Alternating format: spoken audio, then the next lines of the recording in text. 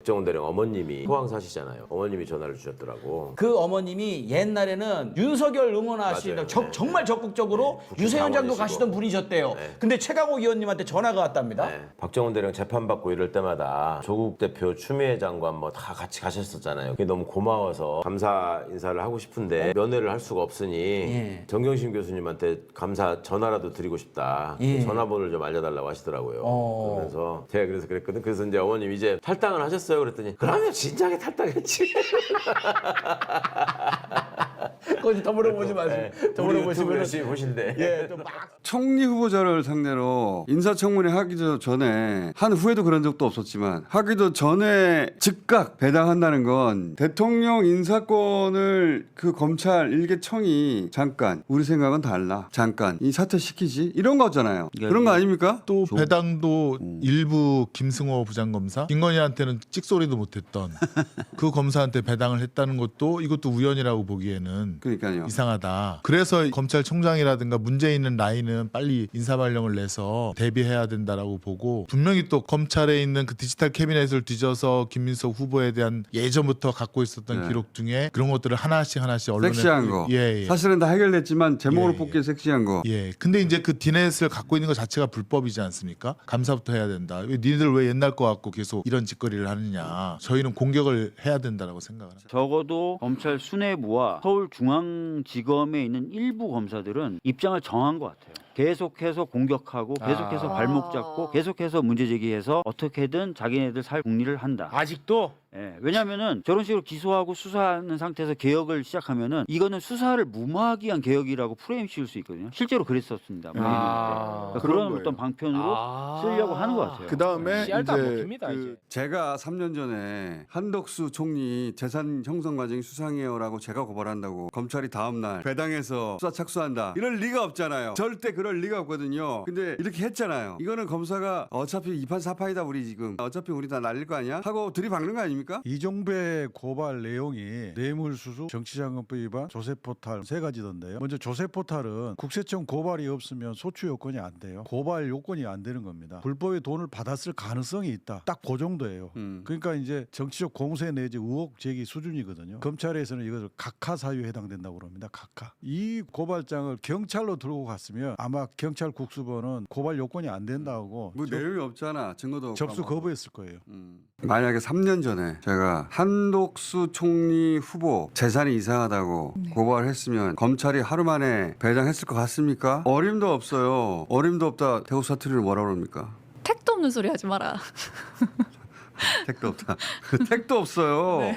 이 서울중앙지검 형사 일부에 배당했다는 거를 주목해서 보셔야 돼요. 어떤 분들이 그런 분들 계시더라고. 아니 고발을 했으면 사건이 됐는데 그러면 배당을 해야지 하지 말라는 말이냐. 서울중앙지검 형사 일부는 전국 검찰의 수석부라고 지들이 그러죠. 그건 무슨 의미냐면 총장과 중앙지검장이 관심을 갖는 다이렉트 사건을 바로 수사하는 데가 일부예요. 정치인들 명예훼손 사건, 뭐 서로 간에 공방하던 선거법 사건 이런 것들이 일부로 많이 가는데 이 지금 청문회 관련된 사건을 형사 일부에다가 넣었다라는 거는 정치적으로 지들이 최대한 이걸 가지고 마사지 하겠다, 휘두르겠다 이런 의미가 있기 때문에 그게 지금 포착이 된 거라서 민주당이 지금 세게 질타를 하는 거예요. 제가 국민의힘 좀 탐문을 해보니까 국민의힘이 과거에 한 세 가지 정도 부류가 있었어요. 이른바 이제 보수적인 정당 활동가, 뭐 김무성 이런 사람들도 있고, 그 다음에 관료들, 그 다음에 토호들 크게 세 부류예요. 근데 요즘 거의 관료들이 당을 완벽하게 장악했답니다. 이송원석도 관료, 추경호도 관료, 권영세도 관료, 권성동도 관료, 주진우도 관료. 알고 보면 다 관료인 거예요. 유석열도 사실 관료였고 예, 그런 식으로 당을 장악했기 때문에 오로지 기회주의적 처신을 하는데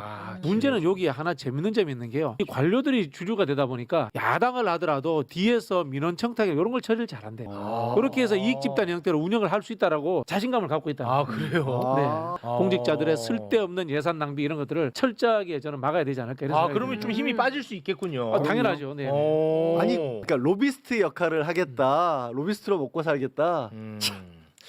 과거 노무현 정권 때는 검찰이 이랬대요. 뭔가 정부가 중요한 일을 하려고 하면 큰 사건을 터뜨리는 거예요. 그래서 이목을 그쪽으로 돌리고 그래서 정부의 정책 집행에 대한 주목도를 떨어뜨리는 식으로 방해를 해왔다는 거예요. 윤석열 검찰이 문재인 정부 때 했던 일은 그걸 뛰어넘어서 오히려 정권을 공격했죠. 정책에 대한 결정 과정 이런 것도 다 사건화해서 모든 걸 다 시비 거는 형태로 바뀌었거든요. 그리고 문재인 대통령이 순방만 갔다 하면 네. 압수수색을 하거나 네. 순방 효과도 사라지게 만들고 그것을 통해서 검찰이 개혁을 방어해내는 동시에 스스로가 권력화되는 길을 걷게 됐거든요. 학습이 된 것 같아요. 빨리 이걸 하면 할수록 자신들에 대한 방어도 철저히 할 수 있고 오히려 자신을 다시 권력화할 수 있다는 생각을 하게 된 것 같아요. 이재명 정부 출범 2주밖에 안 됐는데 예. 대통령 인사권에 대해서 검찰이 그거는 당신 생각이고 우린 생각이 달라 이렇게 선언한 거 아닙니까? 또 트럼프가 지금 명백히 이란을 침략한 거거든요. 이건 지금 네. 거기다 대고 아무 이유 없이 왜 주는 미사일을 거기다 때려. 그걸로 인해서 생기는 지금 피해가 세계적으로 얼마나 지금 크게 생겼어요. 이게 호르무즈 해협 막아버리면 예. 기름 때문에 우리도 큰일 나요. 그거. 친미 사대주의자들은 미국이 그걸 가만두지 않는다 뭐 이런 소리 하던데 아유. 미국이 가만 안 둘 재간이 없어. 그거는 그냥 갖다가 길에 뿌려버리면 되는데 넓지도 않은 해협이라 그냥 좀 BHC 특공대한테 가서 얘기하고 니네끼리 좀 놀아라 제발 좀. 그러니까 조선일보, 국힘, 펜코 이런 애들이 좋다고 하는 건 다 나쁜 거는 맞잖아요 지금. 맞아요. 네. 예. 아니 너 어차피 옷 벗고 나갈 거야. 옷 벗고 나가기 그런 전에 생각, 예. 내가 가지고 있는 검사로서의 권한을 최대한 활용해서 엿먹이고 갈 거야. 큰 로펌에 가서 그냥 연봉 많이 받고 네. 돈 많이 벌면 돼. 네. 이런 생각하고 있을 수 있잖아요. 그 생각보다 더 적극적인 생각을 하고 있을 가능성이 있어요. 그러니까 검찰 개혁을 막고 심지어 이 정권도 실패시키겠다 이런 생각까지 가지고 있어요. 설사 실패하더라도 나는 돈 벌면 된다 이렇게 생각할 수 있으니까 그것도 막아버려야 돼요. 네, 이런 맞습니다. 공무원이 없거든요. 예. 이런 공무원이 세상에 어디 있어요. 네, 네. 자기들은 공무원이 아니에요 보면. 부끄러움도 없고요. 네. 그다음에 자신들의 권한이 하늘에서 내려온 줄 알고 있어요. 다 이게 국민들이 헌법에 따라 위임한 건데 청문회에 대해서 제가 감히 하나 부탁을 드리자면 민주당 의원들이 장관 후보자를 과잉 옹호 안 했으면 좋겠어요. 낙마시킬 정도가 아니라면 비판할 것은 같이 비판하면서 이 사람이 반성하고 재발이 되지 않도록 유도해주는 수준까지 해야지 과잉 옹호해서 눈살을 찌푸리게 한다거나 윤석열 같은 인간이 안 나왔으면 좋겠어요. 그렇죠. 과잉 옹호도 문제지만 기소 수사권을 조폭의 연장처럼 휘둘러요. 막 우리 건드리면 다 죽여버릴 거야. 검찰이 자기가 가진 권한을 가지고 이재명 정부를 초반부터 최대한 스크래치 내고 이재명 정부를 몰락시키거나 그게 안 되면 뭐 나 나가서 돈 많이 벌면 돼. 그리고 나중에 뭐 국민의힘에 가서 정치하면 돼. 이렇게 생각한다면 만약에 돈 많이 벌고 이거부터 불가능하게 만들어야죠. 자기 인생엔 불이익이 없을 줄 알거든요. 이렇게 막 질러놓고 자기 인생이 엄청난 불이익 돌아올 거라는 걸 알려줘야죠. 이때까지 없었기 때문에 이러는 거 아니에요. 여기서 물렁하게 가면 저는 장관들도 다 이렇게 조질 거라고 봐요. 장관도 장관인데 대통령의 정책 결정 과정 자체를 다 문제 삼을 거예요. 특히나 이제 법무부 장관 후보자에 대해서는 초토화시키기 공격이 예상이 될 것 같아요. 그 선봉에 서 있는 게 지금 주진우 의원이에요. 뭐 검찰 출신이고 윤석열 정권의 법무적 경호실장 역할을 해서 그런지 본인이 이제 맨 앞에 서가지고 저격수노를 하다가 민주당에서 이제 역공을 하고 있거든요. 재산 형성 과정도 이상하지만요. 윤석열 정부 당시에 법률비서관이었고요. 그렇죠. 굉장히 많은 의혹이 제기됐었던 것이 최상병 관련된 외압이에요. 아 그렇죠. 그러니까 본인이 특검의 수사 대상입니다. 7070 전화로 주진우 당시 비서관하고 통화 기록이 있죠. 그렇습니다. 어. 그렇기 때문에 제가 보기에 지금 현재 주진우 의원이 저렇게 열심히 하는 거는 조금 있을 특검 수사를 대비하는 게 아닐까. 나 정치적 탄압받고 있어. 필하기 위한 빌드업 아닐까 이런. 이렇게 생각까지 내가 총리 후보자를 세게 공격했더니 공격했더니 나를 근거도 좀- 없고 혐의도 없는데 나를 수사해. 어. 이런 식으로 얘기하려는 거 아닐까. 선제적 예방 공격이네요. 네. 민주당이 판단을 해야 돼요. 야당 의견을 충분히 들어줄 것이냐 아니면 그냥 단칼에 자르고 갈 것이냐 그런 부분에서 저는 후자 쪽이 맞을 것 같아요. 왜냐하면 이게 다른 장관하고 달라서 총리이기 때문에 국정 동력의 상실 문제, 그다음에 국무위원 재청의 문제 이런 부분들이 있기 때문에 그냥 뭐 열차는 달리면 되는 겁니다. 속도감 있게. 국민의힘 대여투쟁 뭐 시동 건다고 하는데 이게 현실적으로 할 수 있는 일은 아니지 않아요? 하라고 그러지 뭐 장외투쟁하면 좋겠는데. 화이팅. 날씨 그러니까 날도 더운데. 네. 장애투쟁 좋네. 그죠, 간식도 그죠. 좀 하시고. 네, 네. 장외투쟁하고. 그럼 아이고 진짜- 정광훈이랑 지금 요새 쉬드만 같이. 아.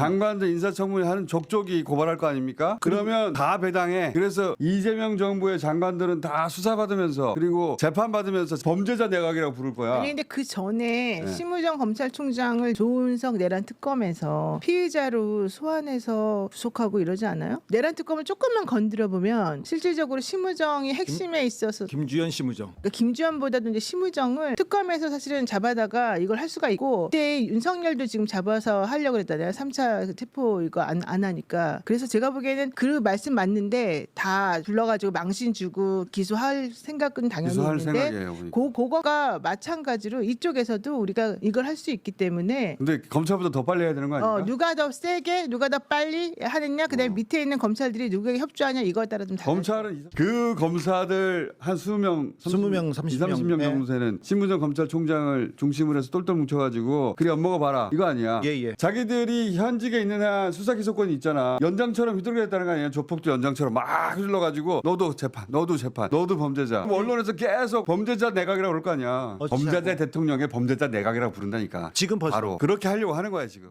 이 정도 반발이 없을 거라고 생각했습니까? 당연히 있지. 밥그릇을 뺏는 거 아니에요. 밥그릇이 너무 강력하니 그 밥그릇 뺏는 거잖아요. 70년 동안 뺐는데 실패했죠. 그럼 뺀 동안. 이 정도 반발 당연히 있을 거고 앞으로 또 얼마나 많은 지랄 하겠습니까? 좋은 정책을 내는 것도 물론 중요하지만은 더 중요한 건 정책을 실행할 수 있는 배짱과 용기. 이거는 김영삼 전 대통령이 하나에 해체하듯이 어느 날 갑자기 신속하게 해머로 꽝 때려야 돼요. 더군다나 뒤에는 지금 그 수많은 5천만의 국민들이 있지 않습니까? 국민들이 야 검찰이 해도 너무한다라는 인식은 지금 다 퍼져 있는 거잖아요. 이미 다 있어요. 다 있- 용기만 있으면 됩니다. 그래서 주진이가 틀렸다는 걸 확인할 수 있어요. 아니. 그건 아니에요. 안 좋은 녀석. 네. 주진이가 옛날에 안 좋게 생각했으나 이제 바꿨다. 좋아, 주진우 좋아, 좋아. 핸드폰에 조특검이 안 좋은 녀석이라는 이름으로 저장돼 있었대요. 진짜 저장된 거 맞아? 거짓말 아니야? 아 나는 거짓말 보여줘 봐, 보여줘 봐. 제가 모자라가지고 거짓말을 못해요. 모자라다니. 보여줘봐 그러면. 아 진짜요? 나 진짜 왜 그래? 뭐라고 이렇게 오래 써 있어요? 걸려. 안 좋은 녀석. 주진우 해봐. 전화 받나 봅시다. 안 할래. 안 아니 할래. 해봐. 뭘 해? 해서 받으면 끊어.